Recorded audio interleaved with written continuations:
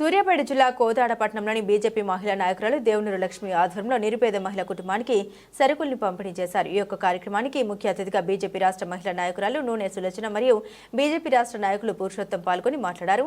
BJP party తరపు నుండి నిరుపేద కుటుంబానికి లక్ష్మి చేస్తున్నటువంటి సహాయం చాలా గొప్ప విషయమని అన్నారు. మా బీజేపీ తరపు నుండి అండగా ఉంటామని అన్నారు. ఈ కార్యక్రమంలో బీజేపీ నాయకులు మరియు కార్యకర్తలు పాల్గొన్నారు.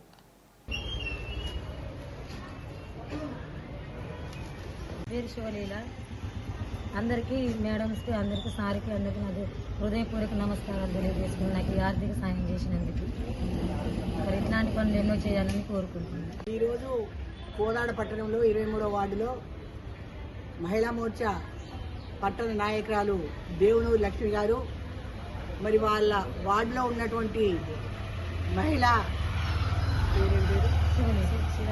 శివలీలకు మరి బియ్యము, కూరగాయలు, సరుకులు నెల రోజులకు సరిపోను ఆ కుటుంబానికి మనం సాయం చేసి మరి ఆదుకోవడానికి మేమందరం కూడా హర్షించదగ్గ విషయం.